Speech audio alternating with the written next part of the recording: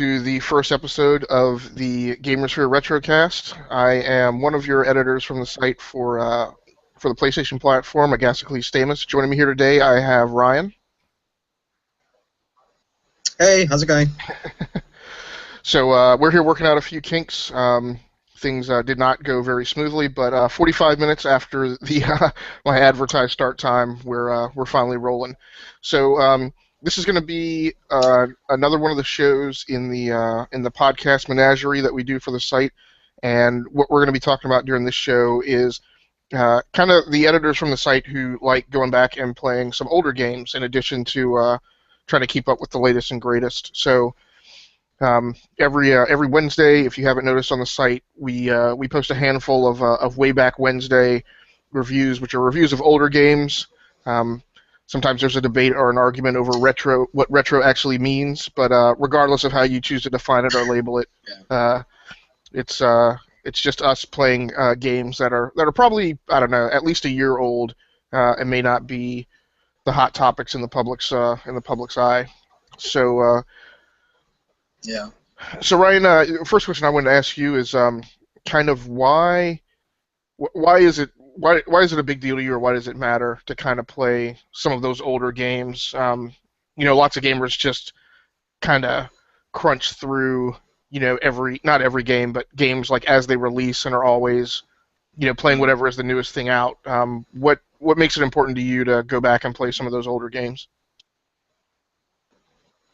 Well, I'm going to speak about more of like the really older games, like the ones that I grew up with. I enjoy going back to those purely for nostalgia's sakes. It also reminds me of a simpler time, reminds me of my childhood. Last week or the week before last, I wrote a retro review called Jones in the Fast Lane. I still enjoy playing that game just because it reminds me of a simpler time. I remember wasting hours on it.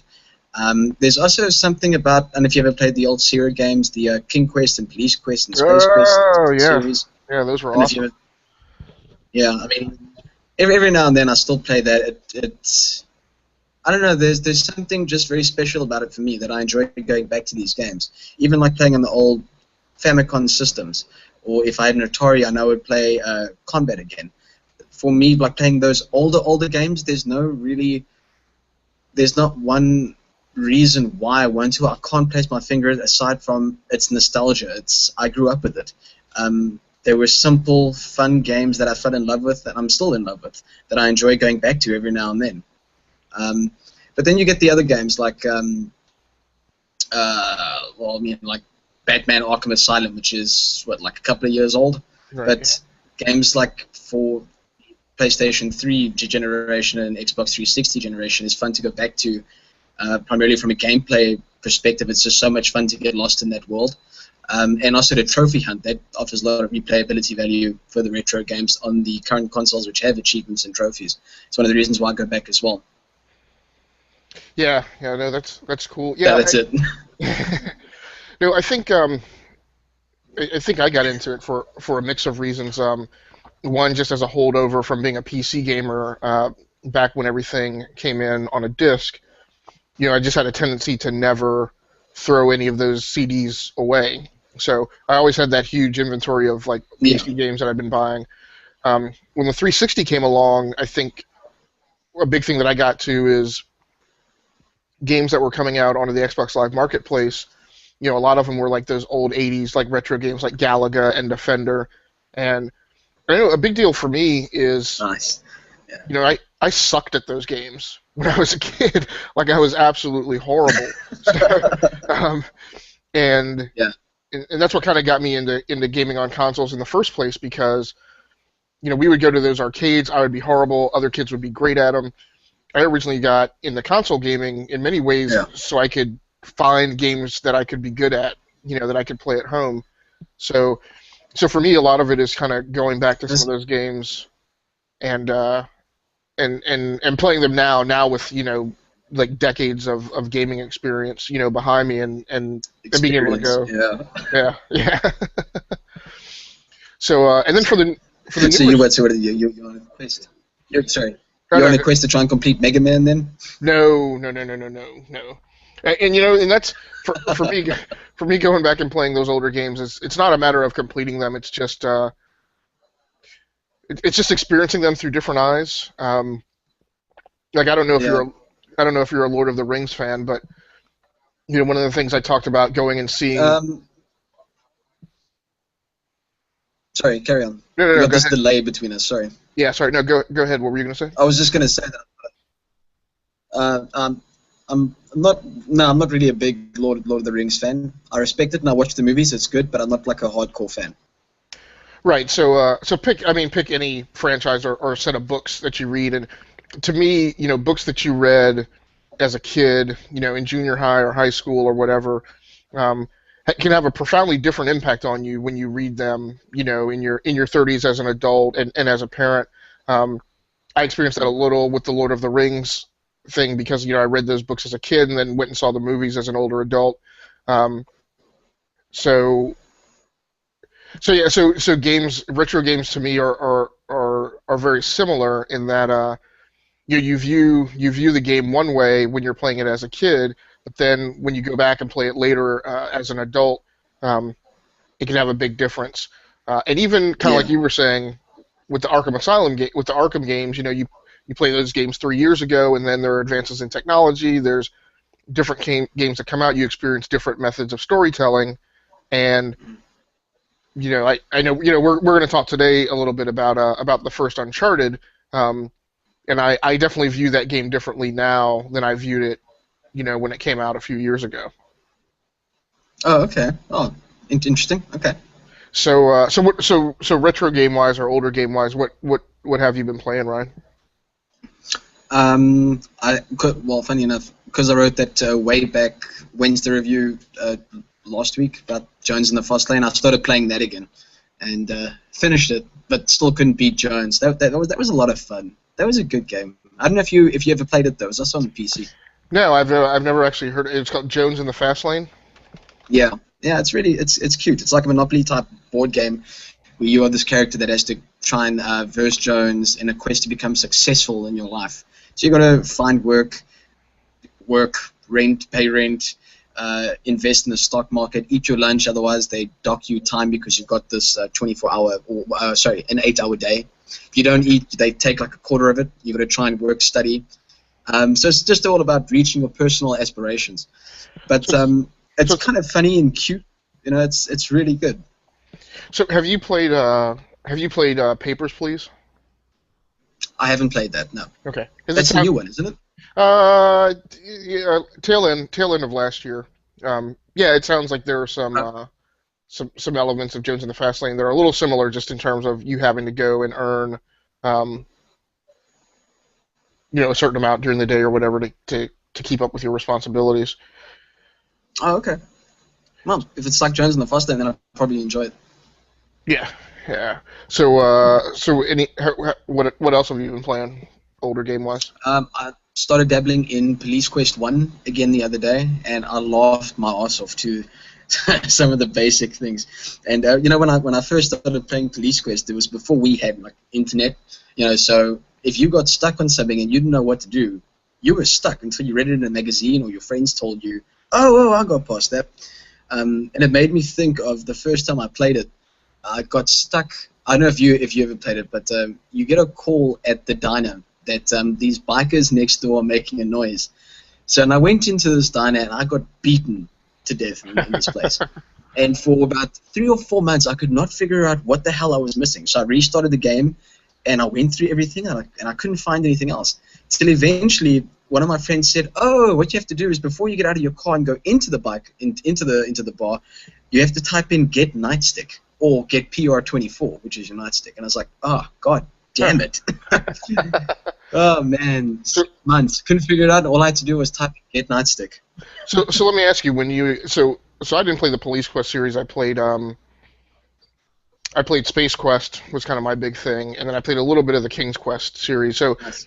a very big thing in those times was playing those games on a PC with a friend sitting side by side with you, because like you mentioned, you would hit those points where you just like couldn't figure it out. And so Yeah. and so every once in a while, I'd have a buddy who would sit with me, and we would both just kind of work through, the puzzles and the screens to try and figure the game out. Was that something Yeah. you did as well?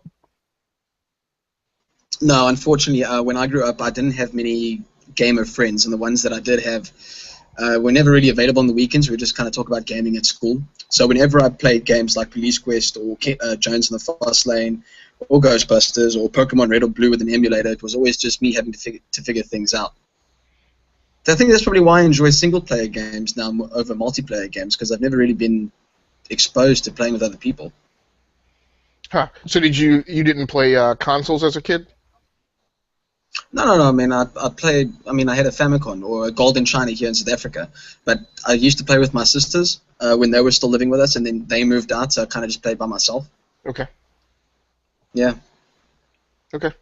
always a loner. All right. So in any other retro games you've been playing? No, aside from Uncharted that I started yesterday, Okay. which is still awesome. Yeah. Yeah, yeah. So in my retro game list, I've been playing probably the two biggest things I've been playing this year. Um,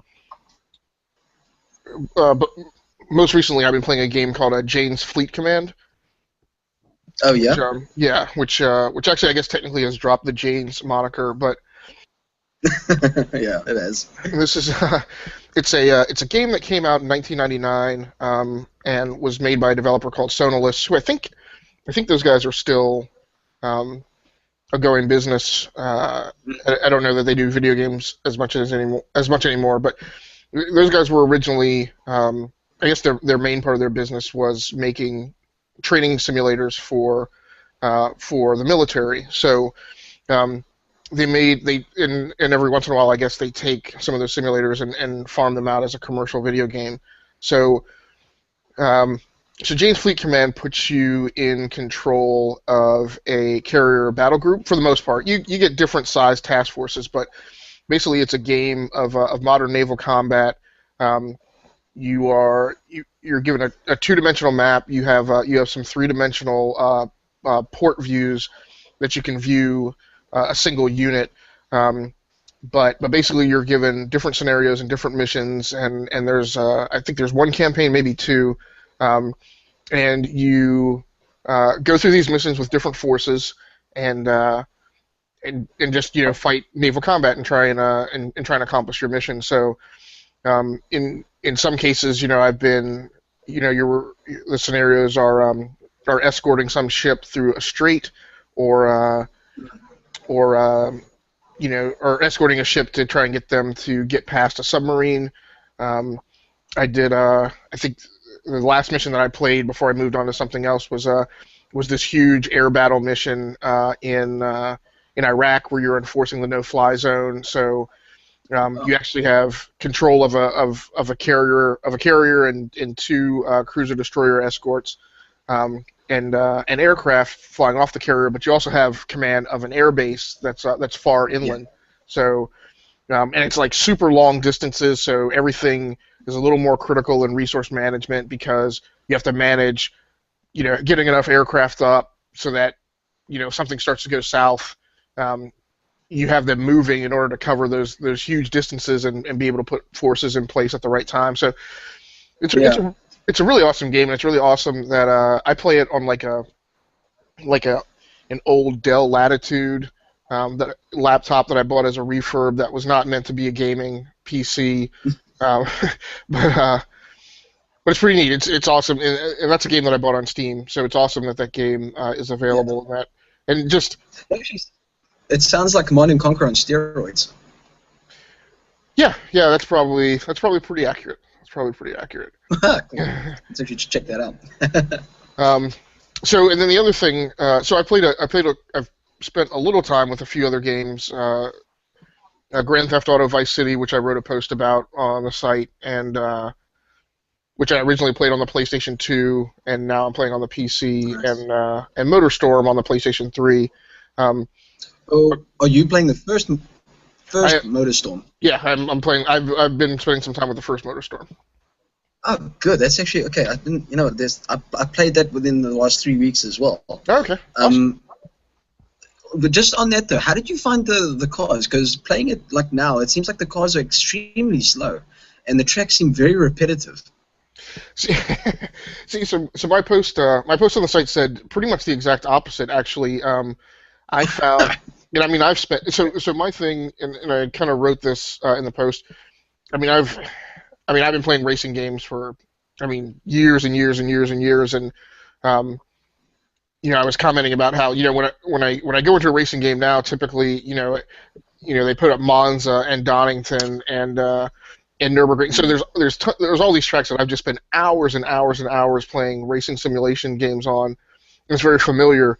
But I go to MotorStorm and I'm like, yeah, these aren't the tracks I'm used to. These aren't the cars I'm used to. So it Yeah, to, no. to Oh, me. sorry. Just Oh, go ahead. the, the tracks are very, very interesting. I do like the fact that the tracks are so different. That the first time you play it, you don't know what the hell's going on. Right. You really got to, you crash quite a few times to try and figure this shit out. Which route's the best way to take? I like that. Right. That was cool. I enjoyed that. Right. And so how did you find how did you feel the game holds up over time? Because to me, that's a big thing of playing older games is, not all, a lot of games were really awesome when you played them, but they were really awesome in that snapshot in time, and you don't need to revisit them. Um, Yeah. but some really great Well, ones. Oh, go ahead. Are we speaking about MotorStorm now? Yeah. Yep. MotorStorm, I did not enjoy going back to. It felt, Okay. yeah, no, it felt slow and the tracks felt repetitive. Even though tracks are different the first time round, after you eventually get through like 6 or 7 or 8 of them, it just feels like the same shit over and over and over again. And I just kind of got bored, took the disc out, and thought, fuck this, I'm not doing that. Now, was it a game that you had already played before? I played it like 2 or 3 times before. I'd learned it from a friend. Okay. All right. And I actually, funny enough, I remember enjoying it though. The first time I played it a few years back, but not so much now. Yeah.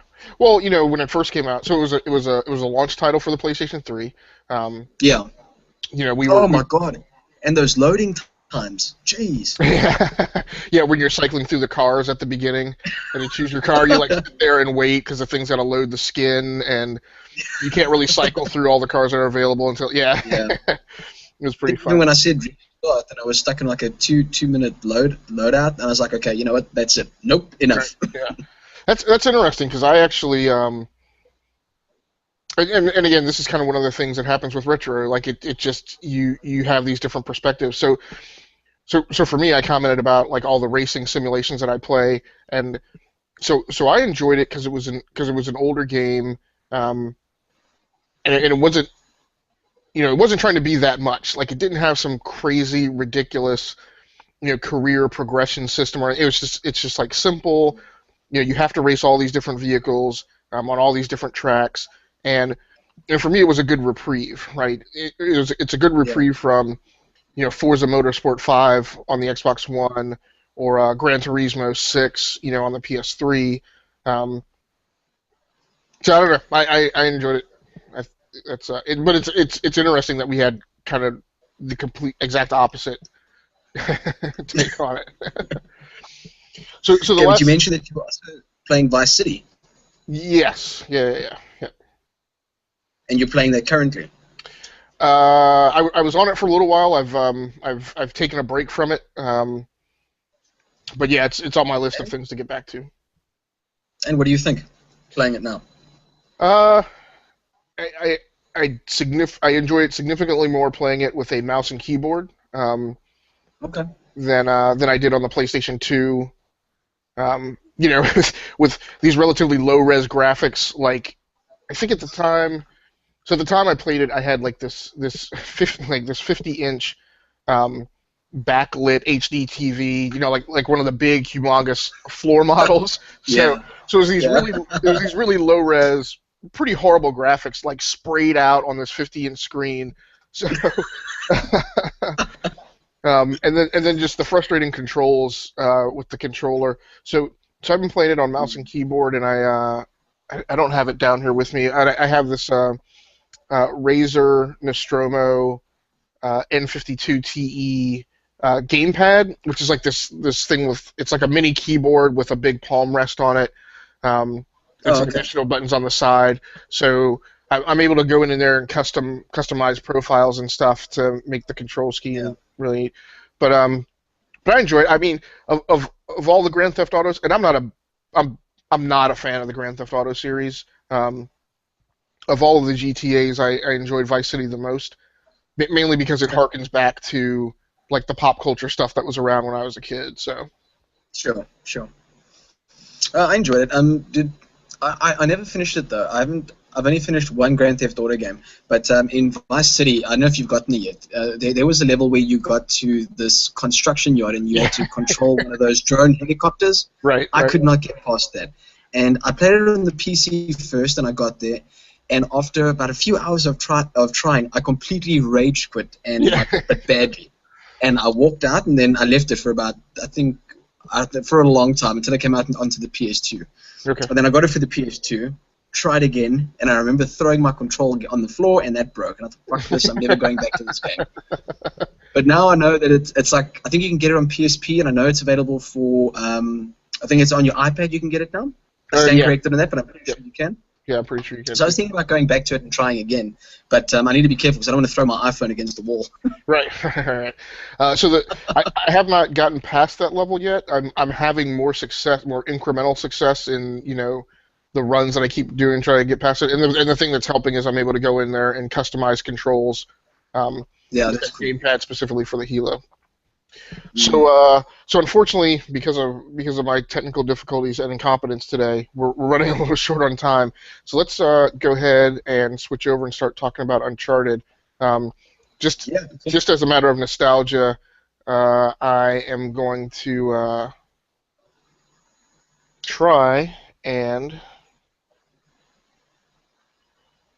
View the trailer. view the trailer. And are you able to see the YouTube screen now?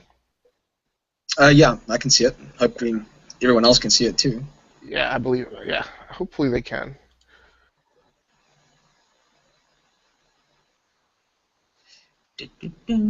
All right, so this is the trailer for Uncharted. Came out back in 2007, I think. Nice. Yeah, 2007. Accurate. Obviously, we can't hear anything though. Oh, is there? It's not playing the music. No. That's killing me. But isn't that because you got your headset plugged in? No, no. When I when I stop talking, it mutes my mic. Ah, okay. Well, it doesn't matter. It's still freaking good. Well, I think for those who cannot hear it and you want to hear the sound, I mean, I don't know why you guys wouldn't have played Uncharted yet, but just go into YouTube then as well and just check out the Uncharted trailer if you haven't played it. I mean, it really is a awesome, excellent game. And yeah, it's actually quite ahead of its time. I'm looking at that trailer. I haven't gotten to that scene yet now where he finds the pilot in the plane. I'm nearly there, but for its time, it's really good. Yeah, I was. I've been pretty impressed playing through it. And I'll talk a little bit about why I was not that high on this game when it came out. Once the trailer gets done. Yeah.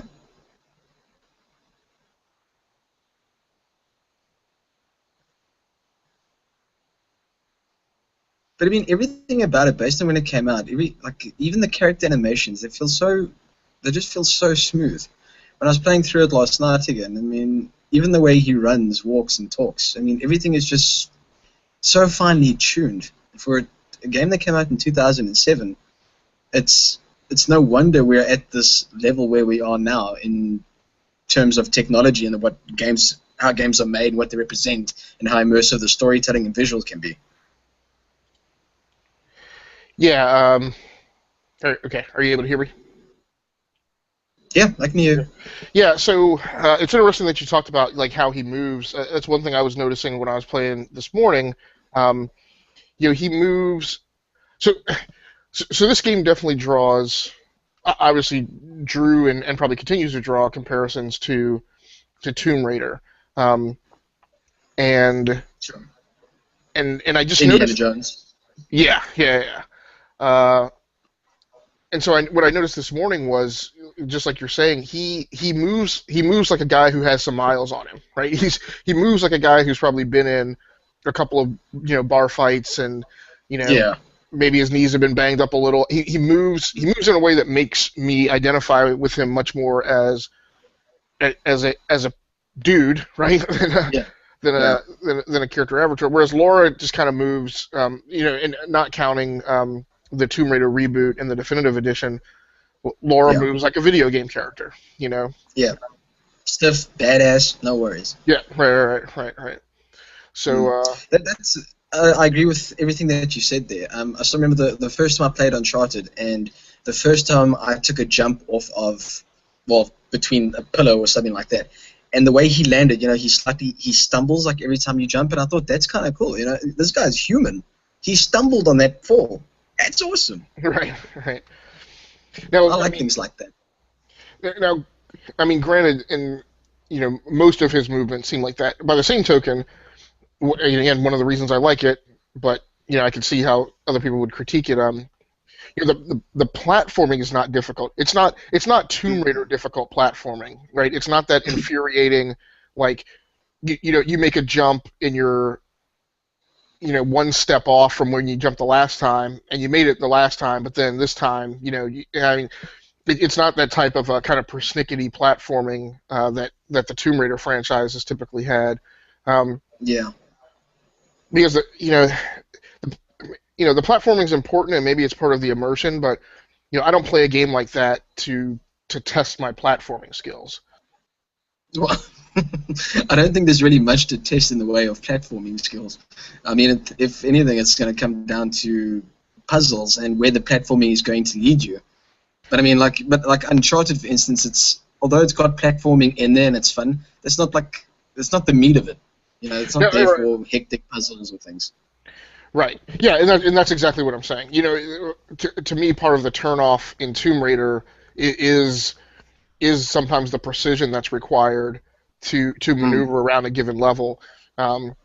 Because on a console game where there's not a save anywhere capability, it gets frustrating if it takes 10 platforming moves to get across a level, and you get the first 6 right, but then you miss on the 7th, and now you're starting all the way back over. So I much prefer the Uncharted approach to it, which makes it a little more palatable.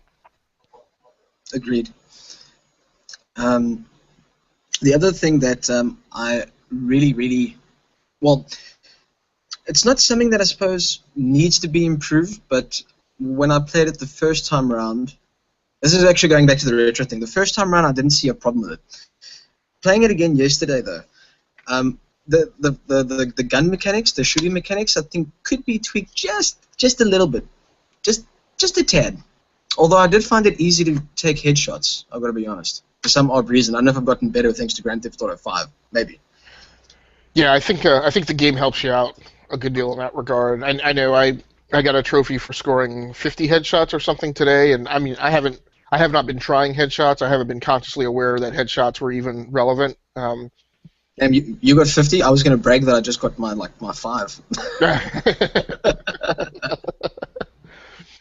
Because I mentioned on yesterday's podcast that I'm going to try and platinum the thing now because my game data got corrupted the last time I played, so I'm going to restart everything. Yeah. So this is kind of funny how this worked out for me. Yeah, I was going to ask you yesterday when you said that if you were doing cloud saves, and I think I realized today, playing the game, it didn't prompt me with an option to do a cloud save, so it seems like it's not enabled for Uncharted. No, it actually. Oh wait, is it? No. Did it? I think it did, eh? But because of my corruption, I had to delete the game data and then delete all my save games. But yes, it does offer that feature. When I went into it, it still asked me, "Do I want to back this game up to the cloud?" And I was like, "Oh, no." Thank you. So are you playing the disc, or are you playing one that you bought on the PlayStation Store? No, disc. I like me some physicals. Huh. Yeah. So I don't know. Well, are you playing on the digital side?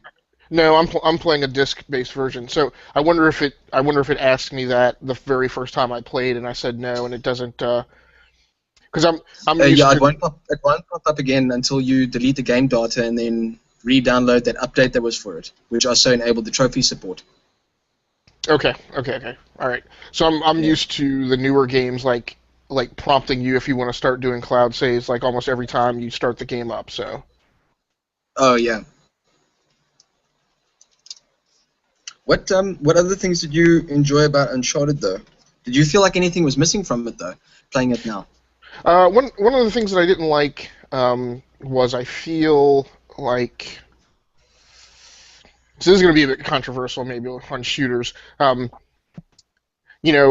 think when I guess it was Halo. Halo is the game that stands out in my mind that was, and again, it may not be perfectly accurate, but I'll say it's the first one that I can remember that I played that, as in a shooter, restricted you to only having two weapons, and Okay. thereby forced you to make tactical choices on what weapons you were going to pick up. Yeah. Um, we've had a number of years of that design paradigm, and and it was fun and it was neat when it was first instantiated. I'm kind of over it now. Right now, I play shooters for the guns, so I'm like, just let me get all the guns so I can play with them. Um, so Uncharted has that design element where it restricts you to a primary and a secondary, and or I should say a handgun, a two-handed rifle or longer weapon, and grenades.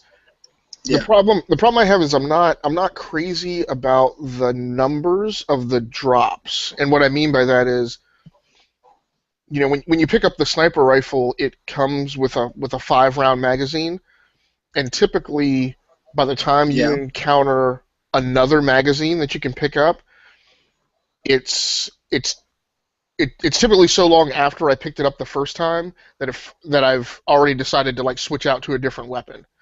So I don't have the sniper rifle anymore. I So see. so the game is just the weapon drops are designed to, and I can understand that they didn't want you rolling around the game for lengthy periods of time with a sniper rifle, but I don't know it. And again, I know some people will feel differently, but it makes. I mean, you spend a lot of time firing weapons in that game, but the design of the game seems to try to say that the game isn't about the weapons. Um, No. like I love the Smith and Wesson, but you don't. It doesn't drop frequently enough for you to it keep sufficient ammo with it. So I'm constantly picking it up, running out of ammo, dropping it, grabbing the 9 mil. And Yeah. I'm just kind of like the weapons drops are at the point where I'm like, you guys could have just given me the 9 mil and the AK-47, and And been let you done play with with it. that the whole game. What's that? And let you play the whole game with him. Right. Yeah. Exactly. The weapon drops. The presence of the other weapons are sometimes more frustrating than the variety warrants, I think. Mm. Yeah, it makes sense. I've got to be honest, I've never actually really noticed that, even when I was playing again last night. You know, I don't know, maybe it's just a surface thing. Maybe I don't think that in depth when I'm busy playing it. It could very well be.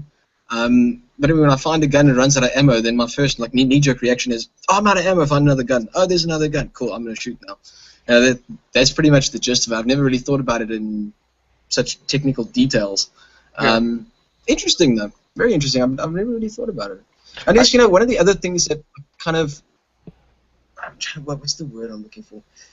That kind of made me feel better about it, because it's like a pulp action game, is that the hero is always running out of ammo and has to scour for more guns and things to shoot, Although you're running out of ammo, you have an endless supply of weapons. So Right.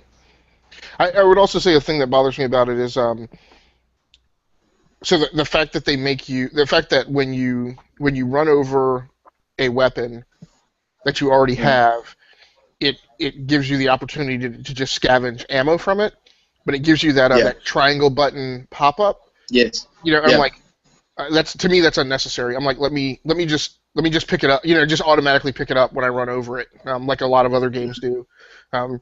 Granted that might be a drop, a tick down on realism, but like I don't need that extra. It's Uncharted. It's not very realistic. Right. Yeah, I just don't need that additional mechanic of like having to bend down to pick up, magazines. When I'm not picking up the weapon, I'm just picking up the magazine. So. Yeah. No, I see what you're saying. I think they should. Thinking about it now, they should have actually implemented that. Can't tell you how many times I've been frustrated when I've gotten into a situation where I need to pick up ammo, and then I'm like frantically pushing triangle, but I'm not in the right spot. Yeah, Have you yeah, noticed that? Oh, yeah. that is frustrating. The tolerance on the collision detection of you being right where you need to be to pick up a magazine is very small. Um, Yeah. and that the thing I was going to say is the game's really good in that there aren't too many situations where you just really get frustrated. Um, Yeah. like again, as opposed to Tomb Raider, where I think I'm more accustomed to being frustrated more of the time than I'm not. Um, but there are some problems when you get into big firefights. In rooms where it's kind of like a coliseum, right? You're kind of in a caged box. Yeah. And it's a really big firefight with a lot of enemies. You get two problems. You get that problem of it being very finicky about allowing you to pick up ammo, in combination with how badly it handles the cover mechanic Mm. when you're kind of in a corner. So there was one room I dropped into today. I think it was maybe around level 11, where you come down a really long staircase and you get down to the bottom of the room, and there's a guy on the opposite side on a turret. Um, Oh yeah.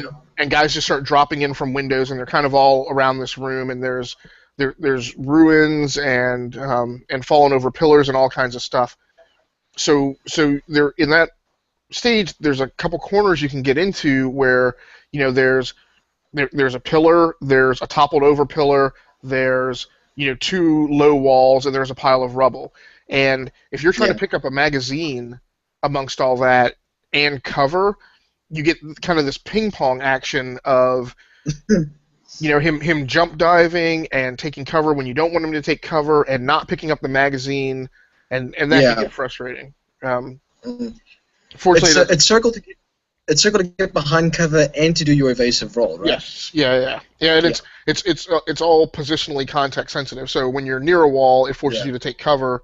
When you're away from a wall, it causes him to jump, dive, and roll. So And it's not like you can just use the analog stick to move him out of the cover. You always have to push circle again to exit cover, don't you?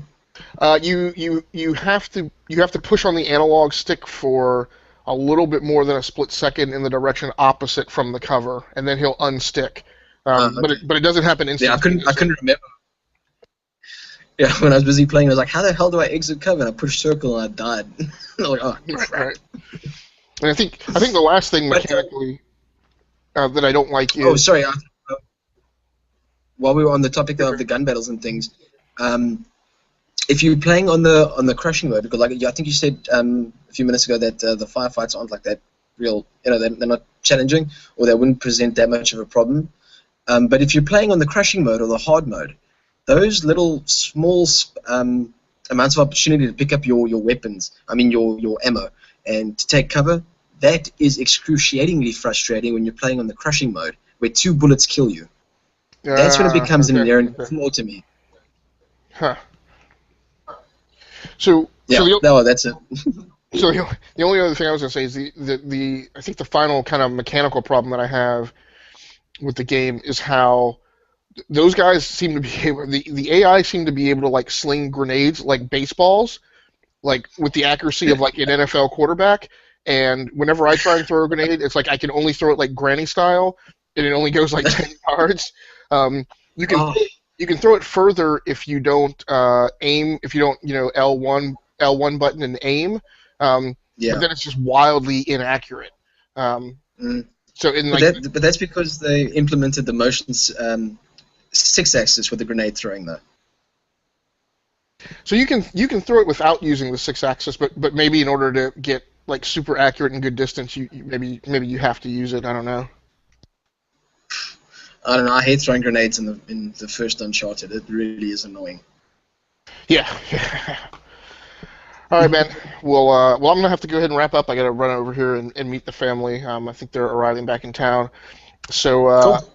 thanks a lot, Ryan, for joining in this time, and anybody who viewed. I saw a couple of viewers come into the room, so hopefully, if you have an interest in old video games and retro gaming, it was an interesting conversation for you. I thought it was pretty awesome. So hopefully, Yeah. you know, we'll be doing this again. Ryan, if people want to catch up with you on social media or read what you're writing about, where should they do that? Well, they can follow me on Twitter at Gamers Therapy, Gamers Therapy, like therapy. Or you can just go to gamersphere.com and you can check out for my articles, look out for Ryan, or your articles, the Gasclus. Did I say that right? Yep, you nailed it. Oh, nailed it, yes. Yeah, that's pretty much it. Just check the site, you'll find a whole bunch of interesting characters writing on there. So. Okay, and same goes for me if you're trying to catch up with what I'm writing about or catch up with me on social media. Over on Gamersphere, Agasically Stamus.